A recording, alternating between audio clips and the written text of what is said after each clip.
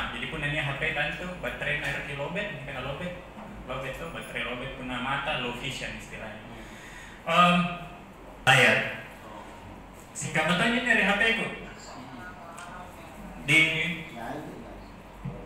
Di HP ku juga seperti itu. Ada pembaca layarnya. Jadi saya mungkin kalau chat fisika tidak, saya masuk sensori karena kalau sensori itu lebih salah satu indranya tidak berfungsi, maka saya mungkin secara fisik tidak ada yang lain-lain. Bola mata kanan ujian yang putih karena itu masih ada katarak di situ yang meskipun dihilangkan kalau kata dokter itu tidak akan mengubah penglihatanku. Jadi saya pikir biar di situ supaya orang tahu kalau saya ada difabel sensori. Kalau disabilitas fisik itu secara kelihatan itu bisa kita identifikasi mereka apakah menggunakan kursi roda, mereka menggunakan kruk, penyangga ketiak, ataupun alat-alat bantu lain yang mungkin secara fisik kelihatan. Nah, kalau tuli yang mana? Tuli itu yang biasanya kita butuh bahasa isyarat untuk berkomunikasi dengan mereka. Itu juga secara fisik itu tidak kelihatan tuh kalau teman-teman tuli, kecuali kita komunikasi dan mungkin ketika dan tidak ada respon. Nah itu dari situlah kemudian mungkin kita bisa tahu bahwa dia adalah disabilitas tuli. Itu bagian dari sensori. Kemudian ada juga mental, intelektual. Ada intelektual itu yang kayak Down syndrome. Nah itu beberapa masuk ke sekolah. Mungkin di awal-awal dia tidak bisa, tetapi saya berdasarkan pengalamanku 6 bulan pertama saya di SMA, saya pertama kali bergaul dengan mereka yang non disabilitas ketika SMA, dan memang itu 6 bulan pertama saya merasa kesulitan sekali karena tiap guru masuk ke kelas langsung saya dekatkan mau di HP-nya anak temanmu satu salah alamat lagi masuk sini sekolah. Nah dari situ saya terpacu untuk cari cara lain, bagaimana cara aku ini supaya bisa sama dengan yang lain. Makanya saya mulai cari belajar pakai teknologi, belajar pakai komputer. Jadi ketika dulu guru-guruku itu memeriksa jawabannya teman-temanku dengan tulisan tangan, saya juga itu lembar kerja siswa LKS saya scan, kemudian saya akses pakai komputerku, saya tulis jawabannya di situ, saya print, baru saya tempel di situ di LKS. Sama gitu, sama-sama jadi bisa menulis. Cuman saya mungkin butuh perjuangan yang lebih ekstra untuk itu. Tapi itu di awal saja. Karena adanya pengalamanku, berartinya dari pengalaman itu sekolah mulai bisa memikirkan, oh begini loh caranya mengakomodasi anak yang lain. Dan begitu juga akan berlaku di lembaga-lembaga yang lain.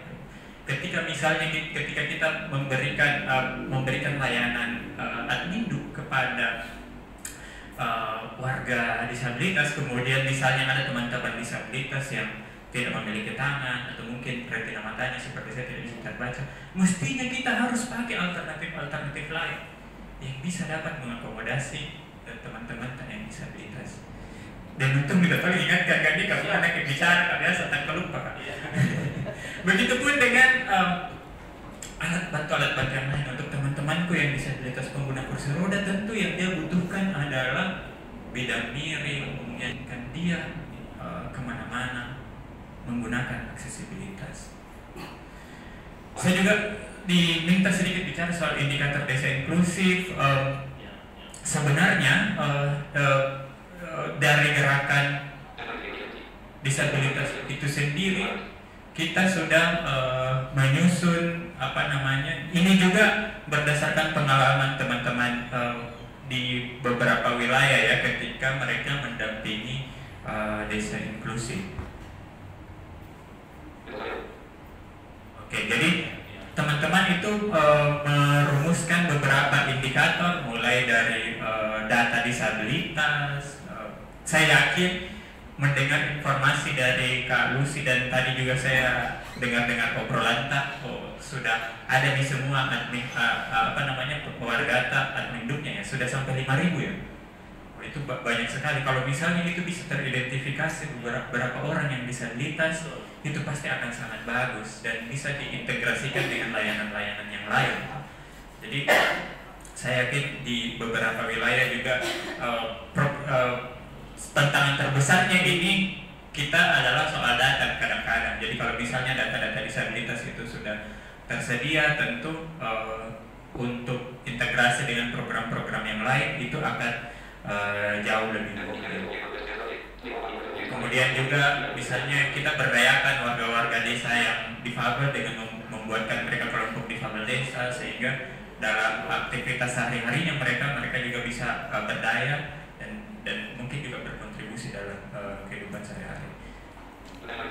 Ini masih bagian dari indikator, nanti mungkin ini bisa dilihat saja. Nah, ini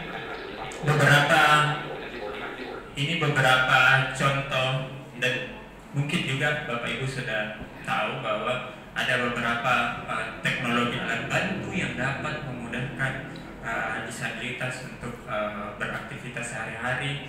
Ini adalah bagian dari beberapa alat yang bagi beberapa orang disabilitas adalah bagian dari dirinya. Kalau saya bekerja setiap hari dengan menggunakan laptop dengan pembaca layar, ada teman-teman yang lain yang membutuhkan bidang miring, dan sebenarnya hal-hal seperti ini kayak bidang miring itu ketika misalnya kita buat, itu tidak akan bermanfaat saja untuk disabilitas tapi orang lain juga pasti bisa pakai.